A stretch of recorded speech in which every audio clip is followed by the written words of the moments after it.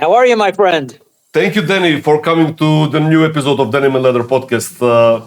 It's a pleasure because you've been a friend for 10, 15 years, maybe. So thank you for coming. Well, thank you for having me. It's been a long overdue podcast to do with you because I know you reached out several times, and I apologize for not getting on sooner. But here we are. Yeah, I know, but you're very busy. Since I know that, and you barely sleep. So, Yes, so there's no time for sleep. we have a great talk ahead because of your birthday bash that will happen on 16th of November. Yes, a birthday that I dread having. I tell my friends it sure beats a funeral, so I may as well embrace it and throw a big party and have a lot of guests and musicians and friends come out for this one. Man, you're still young. You look like still in your late 40s, not in the 60s. Thank you. I never thought I'd live past 18. Then I said I'll never live to 27. Then it went to 30, then to 40, then to 50, and here we are at 60. And you're doing great. It's time to accept it that I guess I'm going to be here for a while. Yeah. Okay. Before we talk about the birthday thing and the bash, I wanna ask you about your early musical life growing up. How did you get into music and your first bands? Sure. I got into music probably at the age of 12, seeing Kiss at Madison Square Garden in 1977. And when you go to a Kiss concert when you're 12 years old and seeing Kiss in the 70s, which was to me the real deal Kiss, it's life-changing. So I saw Kiss at 12, and by 15 years old, I'm sneaking into clubs to see Twisted Sister. So between those two bands, they've impacted my life so much. You get these older bands that were influenced and on the Beatles, and to me, it was all about Kiss and Twisted Sister, and the two bands themselves have changed my life and the direction of the life that I've chosen. Man, I know you as Danny Stanton, the tour manager of Twisted Sister. You got to work with your two favorite bands. It's pretty surreal. To be able to, they say, don't meet your heroes. I was fortunate enough to meet my heroes, and it wound up being a blessing. There's many people that meet people and it bursts their bubble, but these guys have been absolutely amazing to me, especially the Twisted Sister family. Yeah. I've been with them, my entire life. So I'm grateful. You've been a tour manager of Twisted for 25 many years. I don't even, a long time. Yeah, a long time, because I worked with Twisted. I worked with Dee solo as well. Yeah. So as long as I've been doing this, in fact, Dee was the first artist that I had signed to Collier Entertainment when I put together the company, and Dee took a chance in me, and we just grew the company from there. I've been with Dee for many years now. That was since the 90s, right? Yeah. That when he was with the Sick Motherfuckers, right? With the SMFs. Yeah, sure. And it was, he was doing the SMFs. It was coming off of the heels of Desperado, and we've done some Widowmaker stuff together, and then obviously D solo, and then putting Twisted Sister back together, and doing that whole ride with those guys. Yeah, and that's when I met you guys, you and the whole crew. And Twisted, thanks to Twisted Sister, I know you personally. That's. You know what? I look back at the list of my friends, and everything has a connection to music. My circle of friends and my inner circle of friends are all based on Kiss or Twisted Sister or any of the bands that I got the privilege to work with over the years, and that's become my family. You guys are all family to me. It's we have a great friendship and a great bond, and knowing you all of these years as well, it's because of music. Yeah, man, it's been fantastic. I met you maybe 4 or 5 times backstage, and all the time you were the greatest. Just for the listeners, tell me with which bands and acts have you worked with through your career? Oh my Lord, Thin Lizzy, Wasp, Lita Ford, Sebastian Bach, Many bands from the 80s. The list is kind of endless. I've done some stuff with Foreigner, but currently a band called Adam and the Metal Hawks Yeah. we took in, and we work with a group called Kill Code. So we try to, always look for new talent as well. Yeah, yeah, you've been working your ass off because I Yeah. follow you, and yeah, a lot. You work a lot, man. I hear I have a house on Long Island somewhere. I'm never there, but I hear I have a house there. So when I'm home, I'm going, oh yeah, this is the house. That's right. Okay, yeah, but maybe your, as you said, your kid, your son Phoenix will take over. Absolutely. I mean, there comes a point in time where the younger generation has to fly that flag and carry that torch and just go on with, the new bands that are out there. We just did a tour together. My son and I took out Adam and the Metal Hawks. We were on the Bowling for Soup tour. And my son is just, running circles around me out there. He's just ahead of the game. He's the pace that I used to be 20 years ago. And it's time to just let, a younger generation, and it's great that he's in my family. So, handle this. And he does great at it, and he loves doing it. So why not? Yeah. Of course. I got a few more tours in me, though. I've got a few more. Couple more years. We'll see what happens in the next couple of years. Maybe 10 more years, man. 10 more years, no, but a few more years, definitely. You want to retire properly at 65. Yes, I would like to do that before then, but yeah, absolutely. I don't know which is the rate, or how you say the age of retirement in America. It's when you could afford to retire in America. I think it's 62 to 65, depending on the job that you have. But I mean, I know people that retire at 50, and I know people that'll work until the day they die. And I don't believe in retiring per se. I don't want to stop completely, but I do want to, kick back a little bit. I got a 6-year-old little girl at home that, needs a daddy to be home. Yeah. So I've got to do that rock and roll stuff too. Yeah. As Dee once said before he made those 3 metal albums, or 2 metal albums and 1 live, he said, I want to eat croissant and drink some coffee with milk, Yes, I know. When we're on the road, he's like, when do I get to stop and eat a bagel? I go, you don't, not yet. So. Tell me, Danny, which was your first band? Was it Takashi, or you had a band before? Takashi was the first band that actually had substance and a record contract. Before that, I was in a couple of local little bands playing around, and then I had met a couple of the guys from Takashi in a club one night, and they came up to me saying, hey, are you the guy that's auditioning for us tomorrow? And I said, no. And I said, well, do you sing? And I said, yeah. And I said, well, do you want to audition for us tomorrow? And it was by chance, by fate, that I met these guys and went into the studio with them, and we wound up getting a record deal. And that was the start of Takashi. Yeah. So you got a record deal pretty early in your career. I mean, you were 17, 18? I had a record deal at 17, and I remember the record company saying that I wasn't 18 and I couldn't sign my contract. They wanted my parents to sign my record contract, and I said, that ain't happening. You'll either wait till I'm 18 or I'm signing it. So I got to sign it. So it was good. So you released 1 album with Takashi and some compilations and stuff, or EP, and then you moved to Ninja, right? We did 1 record. It was an EP on Mongol Horde Records. They had Alien, Thor, Virgin Steel, and Takashi. We did 1 EP, and then we released, there was, I think, 2 compilation records that had Live to Rock and Kill or Be Killed, I think, on it. I think it was Metal Over America and New York Steel, or New York something. not New York Steel, New York Metal, something. I don't remember. I don't even own copies of my records. This is the God's honest truth. I had to buy one of my records off eBay once, just to have it. And then the guy sends it to me without the record and says, "Are you the same Danny Stanton on this record? Can you sign it and send it back?" And I still didn't get the record.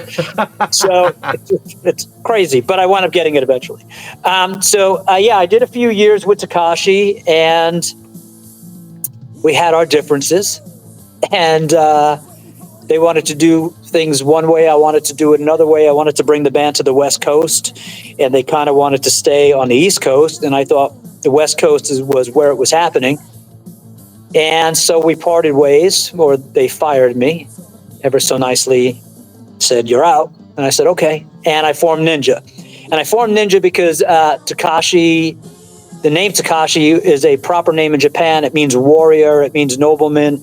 So when I saw warrior come up, I said, well, I'll do Ninja. Yeah. So I could really scoop up whatever fan following base we had or I had and jumped right into a new band. And then I formed Ninja and continued with Ninja. It was with different guys, right? Yeah, different guys, great guys. I'm in touch with every band member I've ever been in a band with, which is another thing I'm blessed with. Anybody that I've played with, jammed with, recorded with, we're all still friends today, which means a lot to me. So it's you did some albums with Ninja, or how was it?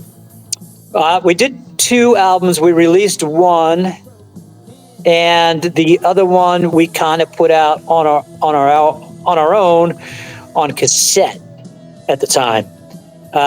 I've got the guys in Ninja asking me now to let's press it out on vinyl. I listen to some of this stuff and I'm just like, oh, let's not. So, but we'll see. We'll see. Later on, you were in I think in 2 bands, Wild August and American Beauty, right? I did Wild August, Society Child, and American Beauty. American Beauty, I'll work backwards. American Beauty was just getting together with some friends and just having a good time. Kerry Kelly is a good friend of mine on guitar. He's out there with Night Ranger now. So we just put together some friends to get together and do it. It was a one-show, one-off gig. We never recorded. We talk about doing some stuff again, and we'll see. I think it was Robbie Crane on bass, right? Robbie Crane and Dave Garrett. Yeah, I just saw Robbie a few weeks ago. I think he was filling in for Warren, and I love Robbie. I see Robbie probably more than anybody out on the road. We're always crossing paths. Great guy. He's a fantastic guy. Yeah, and besides that, in Wild August there was another singer, and then you came in, right? There was another singer before Wild August, and then he was out and I was in. And those guys are great. They were from Michigan. And we put out a CD, I guess, with them, 4 songs on that, maybe. I don't even remember. Yeah. But 3 songs, maybe. And they're all coming to the birthday bash. All the original members. They're all flying out from Michigan and South Carolina. So it'll be great to see those guys too. So your birthday is the 16th November, right?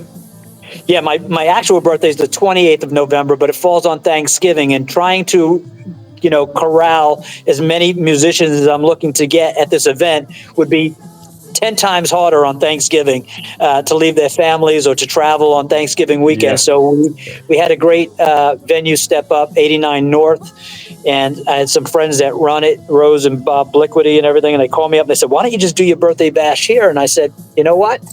Okay, I'll do it there. And this was kind of just all talk, and then it really fell into place, and then I really started getting nervous about it, going, shit, I've got to actually show up and do this gig, don't I? So it's we just announced Chip's Enough today from Enough's Enough. He's going to come out and be the celebrity bartender. So he's going to come out and be celebrity bartender at the event.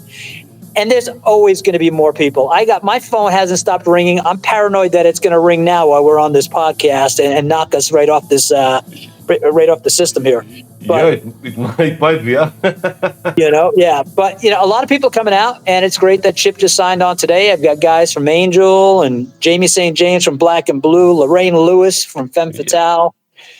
Just a lot of people. Todd Howarth from Freely's Comet, John Beauvoir from the Plasmatics, Sted Howland from Wasp. I am so blessed. 3 of the guys from Angel. I mean, Angel was on my wall. The Animal Mendoza, yeah. Mark Mendoza coming from Twisted Sister, Yeah, and listen, yeah. I'm sure that the guests, I mean, it's 2 weeks to go before the date. I don't know when this is going to air, but we're 2 weeks out right now from the actual birthday event. Uh, we'll see who else shows up. It's going to be fun. You plan, guys, on doing some rehearsals before, or you going like all in with the guests and everything, like a jam session? How it will be? I don't mind doing a jam session and winging it and just throwing it all together, but there's so many people on this itinerary and roster that haven't seen each other and played with each other in so many years and I own a studio. So we're going to be in the studio for 2 days leading up to the gig. So the 14th and 15th, we'll be going through some stuff. Awesome. Yeah. So you will play old stuff from Takashi and Ninja, maybe? Oh, absolutely. Yeah. Every band that I was in, I'll be doing a song with them. So I'm doing a few from Takashi, a few from Ninja, Society Child, Wild August, doing some solo stuff, and then having all of my friends come up on stage, and they're all going to do their stuff. Jamie St. James will do some Black and Blue, and he says, let's do some Cheap Trick. I said, listen, it's a party. We'll do whatever anybody wants to do. This thing will go all night long. Doors open at 7:30. I've got a fantastic comedian, Don Jameson, from that metal show, great guy. kicking off the night. And then, most people watching this podcast won't know, but the local radio stations here from like WBAB and Tommy London from Sirius XM Radio, they're all, going to be part of it and help kick this off. Awesome. I just had Lorraine Lewis like 2 episodes before, Well, she's an absolute doll. Yeah, she's been great. Probably she will think something from Femme Fatale or something. Yeah, I'm sure she'll do something, waiting for the big one. She'll do more. She's got a great list of songs that she'd love to do. It's just getting all the guys, because we're putting together the backup band behind her. So it'll all fall into place. I suppose you're gonna sing some Twisted Sister, some Shoot 'Em Down or something. You always love that song to play on the sound checks. On the sound checks, it came up this morning because Mark is going to be there, and they go, "Oh, so you're going to get up with Mark and do Twisted?" And I said, "Shit, I thought Mark was getting up and playing with these other guys." I said, "Are we doing any Twisted Sister stuff?" Yet to be determined. Yeah. You Can't Stop Rock and Roll, Shoot 'Em Down. I'm sure something will come up. Or I'll Never Grow Up Now because it's a birthday. Now you're going through my old school. You give me I'll Never Grow Up, or Bad Boys of Rock and Roll, or even Come Back, or I Cried. I'm old school. I'm old school Twisted Sister. So you'll never have to twist my arm for that kind of those songs. The club days. Yeah. Yeah, club days. Yeah, sure. So probably you're gonna do some Kiss. I know because you're a huge fan of Kiss. Yeah, I know that I've seen Rip It Out already on the list, one of Ace's songs. And I'm sure, I've seen someone mention Strutter and all this other stuff. I just don't know who's doing what yet. Yeah. And I haven't sung in 12 years. God's honest truth. I'm mentally, physically, and vocally not ready for this yet. I've been in the gym. I'm losing weight. I've got a vocal coach. And I'm like, all right, I only got to get through one night. God, please let me just live through this one night. And but thank God I've got a great cast of friends that'll help sing through the night. Yeah. Of course, I've seen you. I've seen you in the past 10 years, maybe 3 times. Got up on stage with Twisted. With the tech guys, playing some Twisted on the sound checks. Yeah, it's always great doing Twisted sound check. D doesn't sound check. D stays up very, very late the night before a show, and doesn't get up in the morning until he's got 10 cups of coffee in him. So so it's usually myself and the crew guys doing sound check. Yeah. Okay, while we're at Kiss, I wanted to ask you about the Kiss fandom, and you're a huge collectioner of Kiss and a friend of some of the Kiss guys. You work. Yeah, I had the privilege of working with Ace for a while, and Peter. Peter's been actually Peter was at my wedding. Peter and Gigi showed up at my wedding. They're lovely people. I miss Peter. I haven't seen Peter in a while. But yeah, can you imagine being 12 years old at Madison Square Garden and looking at them and saying one day you'll work or hang out with Ace and Peter? Again, I'm grateful and blessed. You also worked with Ace, right? Yeah. Yeah. What about Gene and Paul? Have you worked with them or you met them? No, I've met them. In fact, D had the last time I think D did a show in Bolivia. Yeah, in Bolivia, and Gene was on the bill. So we cross paths, but I Yeah. haven't worked with Gene or Paul. Yeah. Uh, you are so that's the first band that you ever liked, right, in the 70s. I just had but still to be aired after you, Joey Casara. I think he's your friend, Joey. Oh yeah, Joey's drummer? great. He just put out a great book.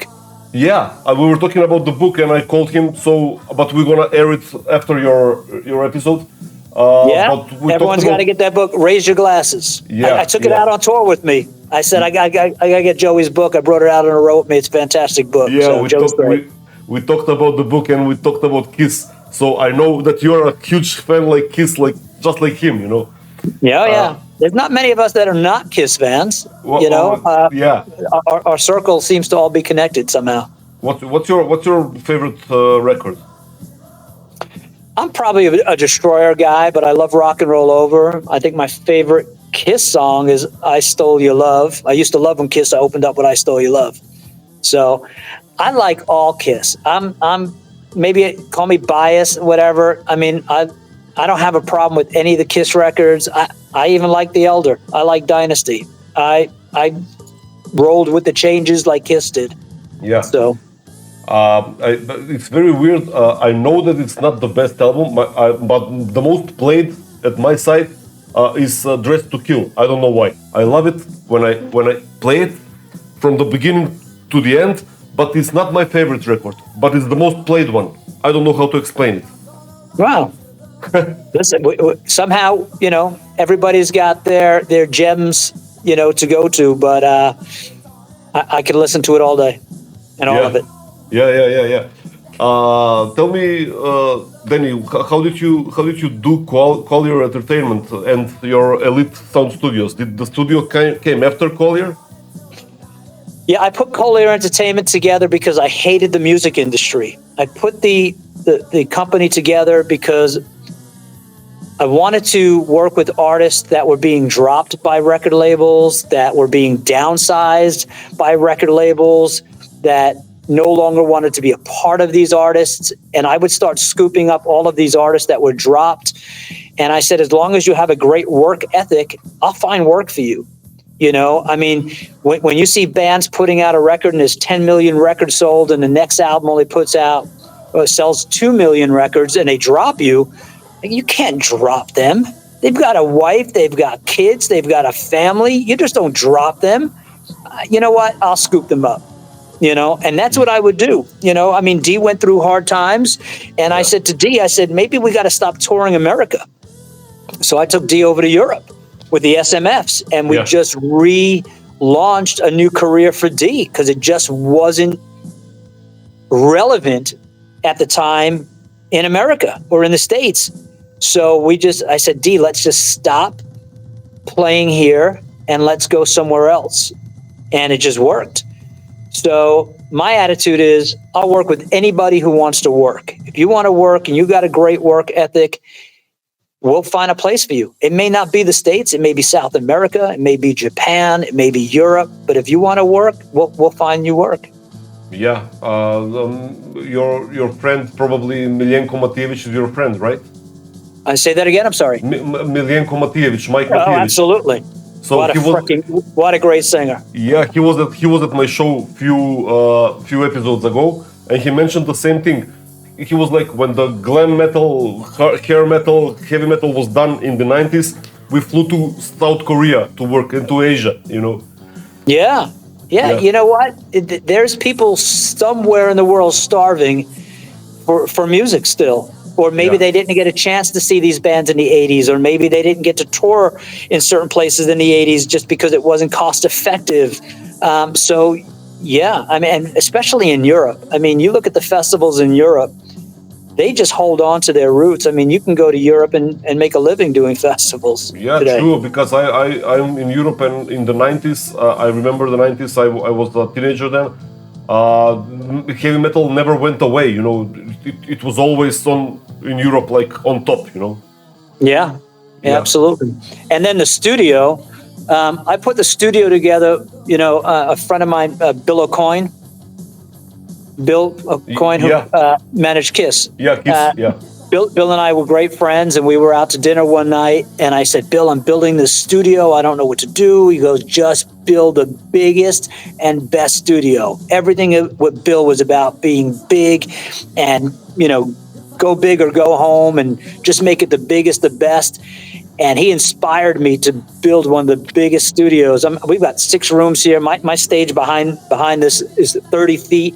It's tour bus accessible. We've had everybody in here. But Bill inspired me to make the biggest, best studio that, we can build. And God rest his soul, Bill inspired me a lot. And you could just see what he's done with Kiss and other bands, and just his whole outlook on things wore off on me. So your studio is like not only for you, but do they record albums there? Is it a studio or only for rehearsals? we have 6 rehearsal rooms and 1 recording studio here on the premise. It's tour bus accessible. It's called Elite Sound Studios in North Babylon, New York, on Long Island.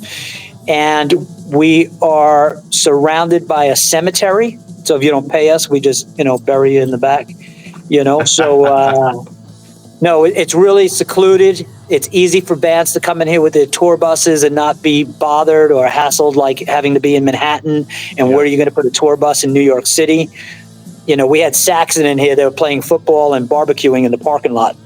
We've had everyone in here from Farna to Dream Theater, Twisted Sister, Debbie Gibson. We just run the gamut. I mean, everybody knows about the studio, and they rent it, right? Yeah. Yeah, they rent it out. Yeah, they lock it out for a month or a few weeks. Like a term, like a term for a week, for 2 weeks, for yeah. You just mentioned that you have the Lenny Kravitz crew there. Yeah, I didn't even know they were in here today. My partner told me, "Oh, we got Lenny Kravitz people over in the other room." I said, "Oh, okay. Well, I'm gonna go do the podcast in this room then." I just saw him this summer. It was a great show, Lenny. He's fantastic. Yeah. Tell me, because we've been through everything through your career. I mean, what we can say in 30 minutes, But more about the birthday bash. 16 November. Which place? It's called 89 North in Patchogue, New York, on Long Island. Okay, and we mentioned all of the great names. Names that are still playing in the 70s and 80s, 90s. What do you expect? Do you expect some? How things will be going? A few hours or whole night? Oh, it's going to be organized chaos for like 5 hours. So it'll be organized, but like I said, it'll be a bit chaotic. I have friends helping me put this together. My dear friend Keith Robert. Oh, I know Keith. You know Keith Robert, right? Yeah, we met. Yeah. Keith is fantastic. I made him my MD, so he's on the phone with everybody, telling them what they're playing, what time to show up. I'm like, Keith, you've got to handle this for me. So no, it'll go all night. I think doors are at like 7. It'll go at least till midnight, later. And more surprise guests always popping up and calling my phone and saying, I'm coming out. So awesome. How many people does it fit there? About 2,000, 1,000? Under 1,000. It depends on how many we want to get away with. Yeah. I think you guys gonna sell it out until the 16th.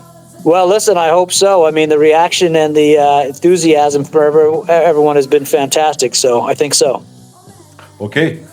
Thank you for this interview, for this podcast episode, Danny. Say hi to Kit and to your family. Thank you, my friend. I can't wait to see you out on the road. We're gonna meet up for sure. Thank you for this interview. Bye, man, and good luck with the birthday bash. And say hi to everyone there. Thank you. Peace, brother. Thank you, man.